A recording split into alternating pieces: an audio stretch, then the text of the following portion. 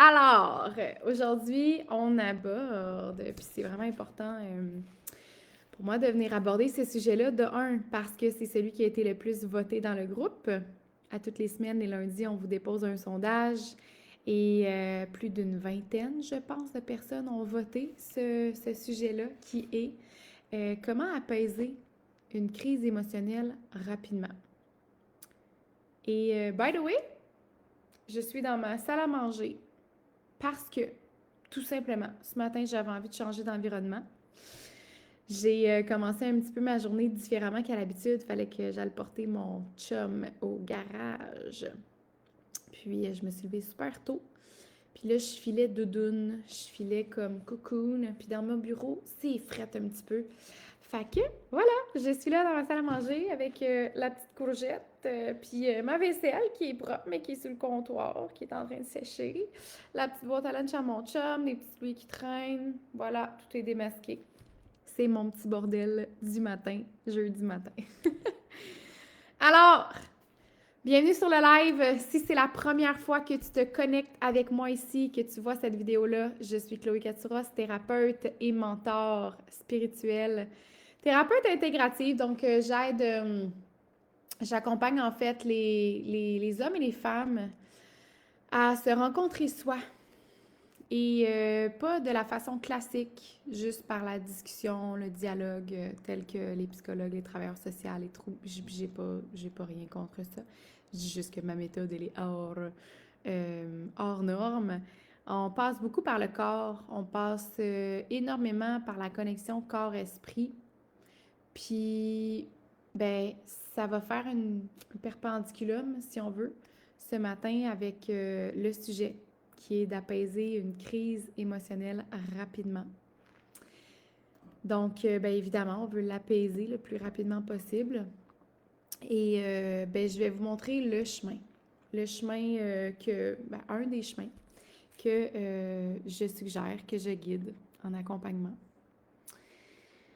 Pourquoi est-ce que ce sujet a été le plus voté selon moi? Ben, c'est un sujet que tout le monde vit. C'est un sujet que tout le monde vit, des crises émotionnelles, des émotions qui remontent à la surface, tout dépendamment des situations, des déclencheurs. C'est un sujet que tout le monde vit, mais que personne ose vraiment avouer. Donc, tu sais, ces moments-là où est-ce que tu sens que ça déborde, où est-ce que ton cœur, il bat vite, que tu te sens même peut-être étouffé, la boule dans la gorge, tu te sens avec une boule dans ton plexus solaire, dans ton ventre, même peut-être des moments où est-ce que tu voudrais disparaître ou fuir ou juste exploser parce que là, ça fait trop en même temps. Je sais à quel point ça peut être violent dans le corps.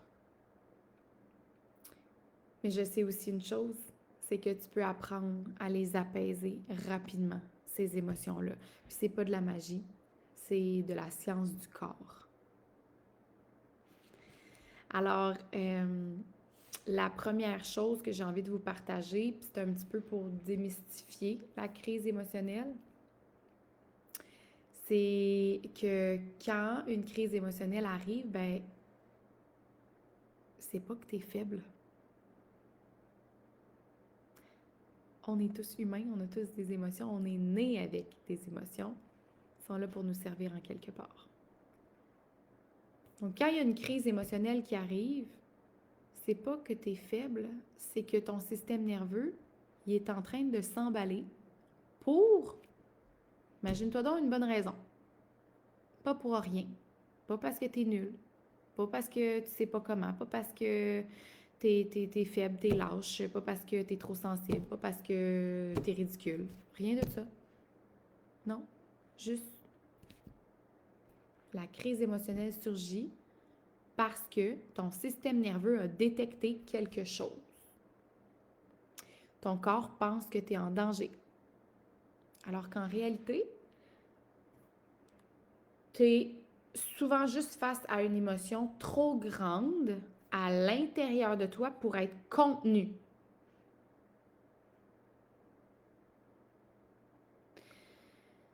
Et là, si je vais un petit peu plus loin,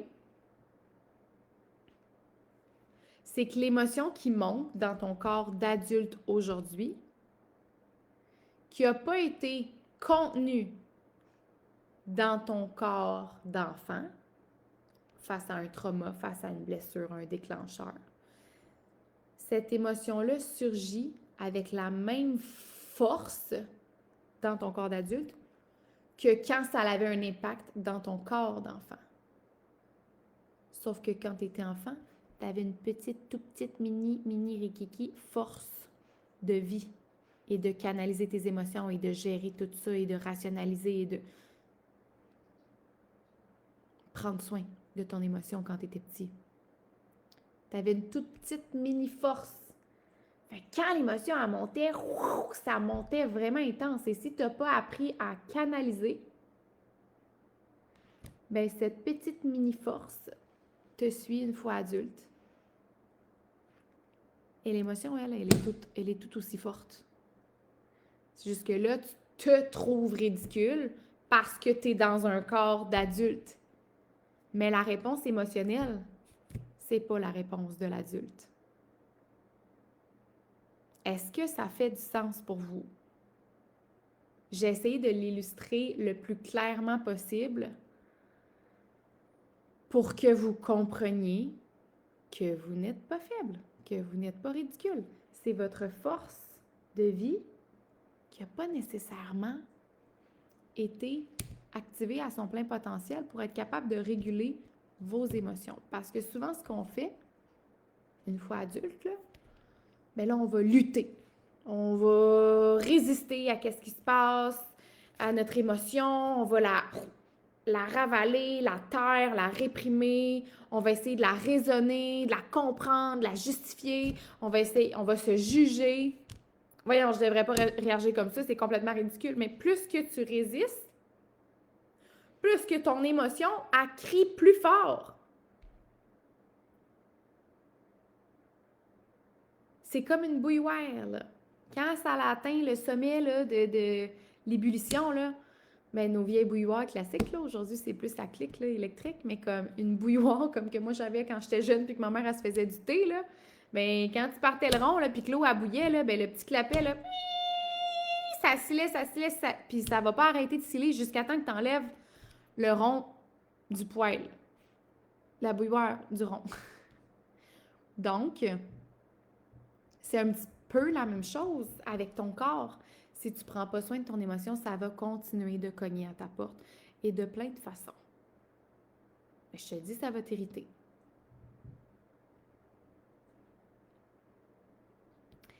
Donc, la clé avec la crise émotionnelle, c'est pas de lutter. Puis quand je dis crise émotionnelle, là, je parle pas nécessairement non plus de comme complètement de perte de contrôle. Là.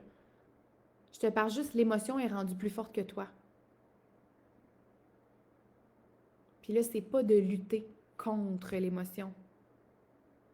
C'est de la voir enfin, de un, puis de ramener ton corps en sécurité. En sécurité de ressentir, surtout. Parce que ce qui crée la crise, souvent, c'est qu'on refuse de ressentir. On va résister. Salut Eric! Bienvenue sur le live. Je vois des petits yeux, là, ça commence à apparaître. Donc, les trois étapes, si je peux dire, je vais replacer mon dos, je suis tout arrondi. Les trois étapes pour apaiser une crise émotionnelle rapidement, bien, ça va être de un, de revenir dans ton corps. Qu'est-ce que ça veut dire, revenir dans mon corps? De quoi tu jases, Chloé? Avec la connexion au corps? Tu m'énerves? Revenir dans ton corps, ça veut dire mettre ta main sur ton cœur ou sur ton ventre ou les deux en même temps. Là. Puis respire profond. Même si c'est inconfortable. Puis dis-toi, je suis ici, maintenant. C'est pas évident ce qui se passe dans mon corps, mais je suis là. Juste le fait de mettre ta main sur ton corps, ça l'envoie un signal de sécurité à ton système nerveux. Lui qui est là, wow, wow, wow, wow, wow, il y a quelque chose qui se passe, une mémoire, un trauma, une blessure, une situation, un déclencheur, j'ai l'impression que je vais perdre le contrôle, ah, je vais peut-être mourir, wow! Une main sur ton corps, une main sur ton ventre. Alright, ici maintenant. OK, je suis en sécurité d'être avec mon émotion. Fait que là, tu prends une pause, puis tu respires 2-3 fois. Reste avec moi ici. Inspire par le nez. Expire par la bouche. Puis à l'expiration, tu détends ton corps. Tu demandes à ton corps de se détendre avec toi. Inspire par le nez. Expire par la bouche. Détends ton corps.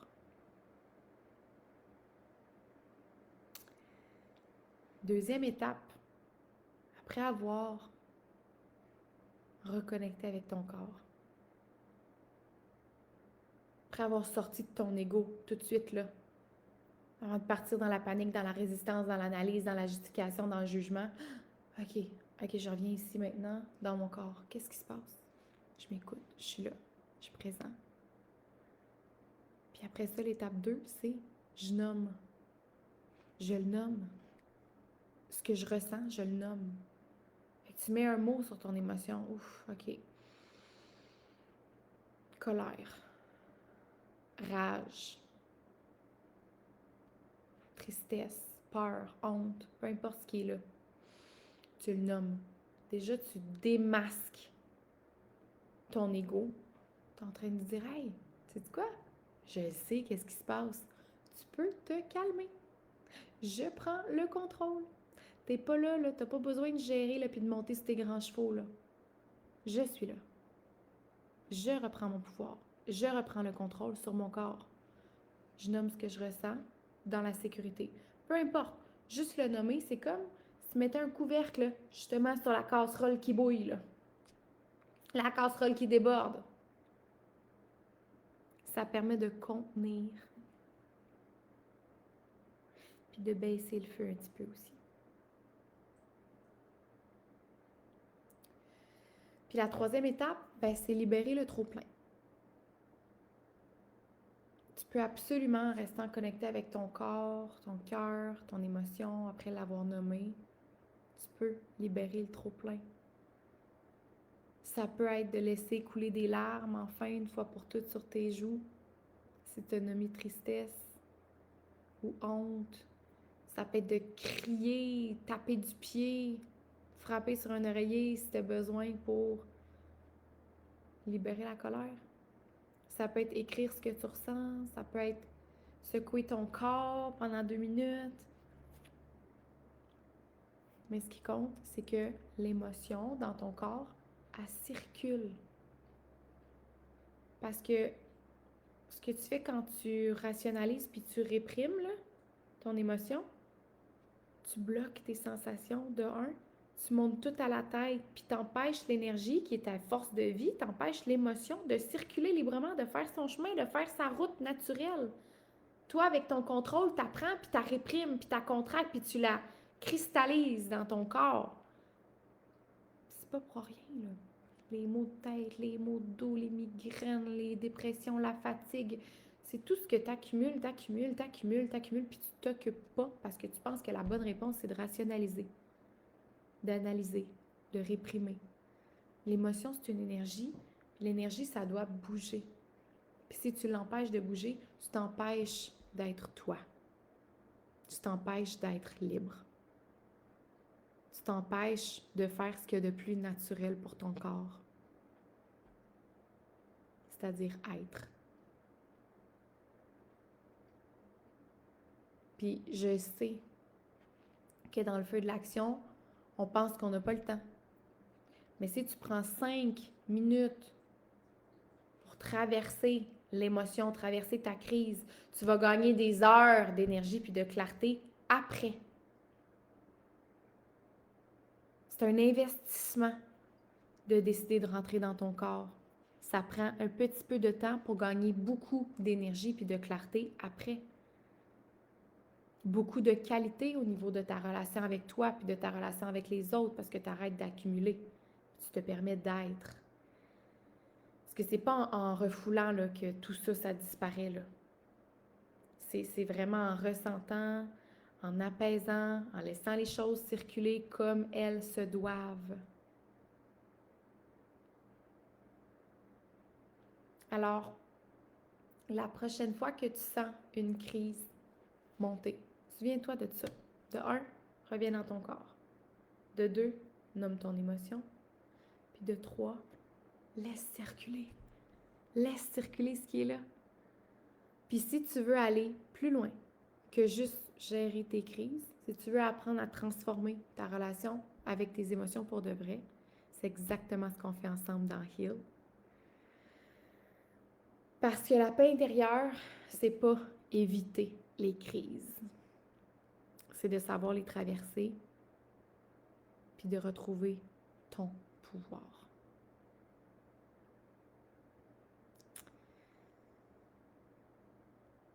C'est ce que j'avais à vous partager aujourd'hui. Et de mon côté, je t'invite à me partager ce que tu as retenu de ce partage, ce que tu retiens de cette capsule. Écris-le dans les commentaires ou viens me l'écrire en privé. Mais fais quelque chose avec ça. Pas juste recevoir de l'information, mais de l'appliquer, de la partager même aussi. Si tu as envie d'inviter des amis sur ce groupe-ci que tu penses qui gagneraient à entendre les beaux messages qui sont partagés sur la société Alpha. Ça me ferait plaisir de les recevoir avec nous. Puis ensemble, on fait une belle chaîne d'évolution. On brise les chaînes pour bâtir la société Alpha. C'est ça. C'est la société Alpha, c'est la dernière génération à traîner ses blessures de génération en génération. On est les chain breakers. On est ceux qui brisent les chaînes, qui enfin prennent conscience et font les choses différemment pour obtenir des résultats différents. Et si tu as envie de partager ça, parce que toi, ça te sert, mais partage-le à quelqu'un d'autre pour que ça puisse lui servir aussi. Et si jamais tu veux des informations sur Heal, évidemment, ou dans mes messages privés. Bye bye.